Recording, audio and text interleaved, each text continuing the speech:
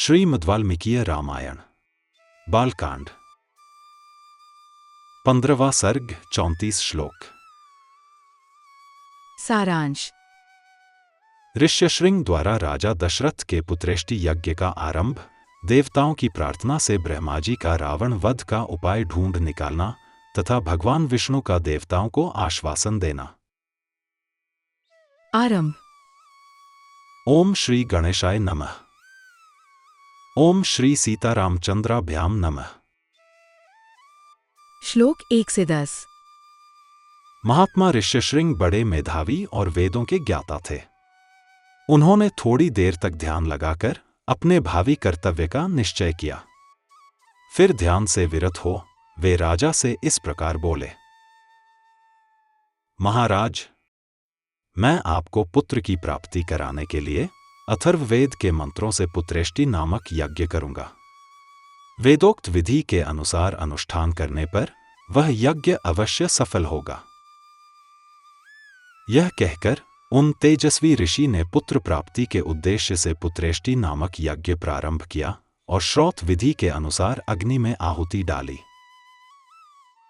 तब देवता, सिद्ध, गंधर्व और महर्षिगण विधि के अनुसार अपना अपना भाग ग्रहण करने के लिए उस यज्ञ में एकत्र हुए।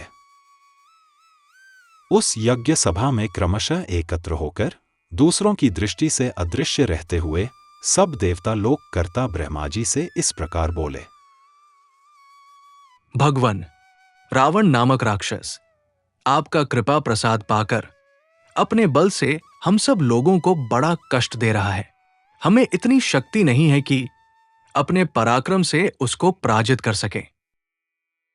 प्रभो, आपने प्रसन्न होकर उसे वर दे दिया है।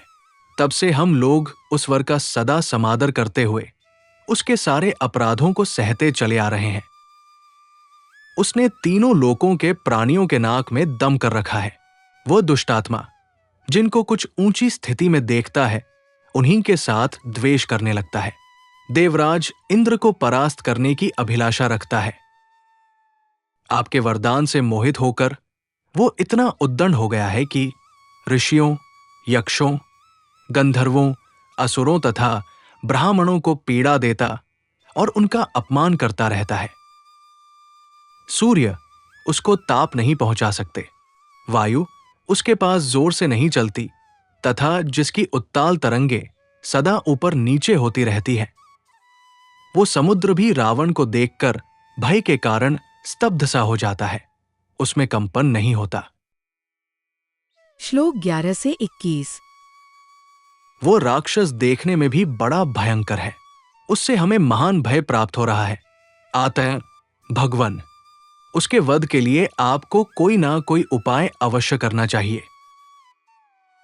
समस्त देवताओं के ऐसा कहने पर ब्रह्मा जी कुछ सोचकर बोले। देवताओं, लो, उस दुरात्मा के वध का उपाय मेरी समझ में आ गया है। उसने वर मांगते समय यह बात कही थी कि मैं गंधर्वों, यक्षों, देवताओं तथा राक्षसों के हाथ से ना मारा जाऊं। मैंने भी तथास्तु कहकर उसकी प्रार्थना स्वीकार कर ली थी। मनुष्यों को तो वह तुच्छ समझता था, इसलिए उनके प्रति अवहेलना होने के कारण उनसे अवध्य होने का वरदान नहीं मांगा। इसलिए अब मनुष्य के हाथ से ही उसका वध होगा। मनुष्य के सिवा दूसरा कोई उसकी मृत्यु का कारण नहीं हो सकता। ब्रह्मा जी की कही हुई यह प्रिय बात सुनकर उस समय समस्त देवता और महर्षि बड़े प्रसन्न हुए। इसी समय महान तेजस्वी जगतपति भगवान विष्णु भी मेघ के ऊपर स्थित हुए सूर्य की भांति गरुड़ पर सवार होकर वहां आ पहुंचे। उनके शरीर पर पीतांबर और हाथों में शंख, चक्र एवं गदा आदि आयुध शोभा पा रहे थे। उनकी दोनों भुजाओं में तपाए हुए सुवर्ण के बने केयूर प्रकाशित हो रहे थे। उस समय संपूर्ण देवताओं ने उनकी वंदना की और वे ब्रह्मा जी से मिलकर सावधानी के साथ सभा में विराजमान हो गए।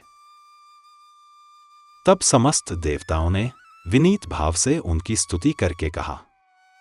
सर्वव्यापी परमेश्वर, हम तीनों लोकों के हित की कामना से आपके ऊपर एक महान कार्य का भार दे रहे हैं। प्रभो, अयोध्या के राजा दशरथ धर्मज्ञ, उदार तथा महर्षियों के समान तेजस्वी है। उनके 3 रानियां हैं, जो हरि, श्री और कीर्ति इन 3 देवियों के समान है।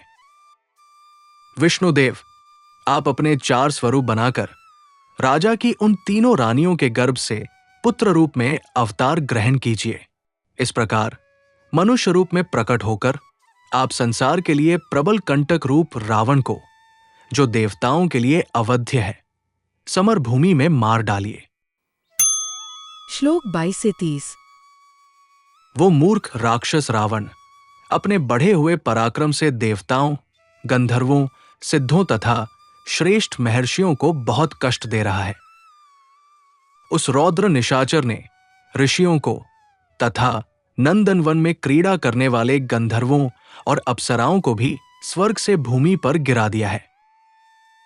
इसलिए मुनियों सहित हम सब सिद्ध, गंधर्व, यक्ष तथा देवता उसके वध के लिए आपकी शरण में आए हैं। शत्रुओं को संताप देने वाले देव, आप ही हम सब लोगों की परम गति है।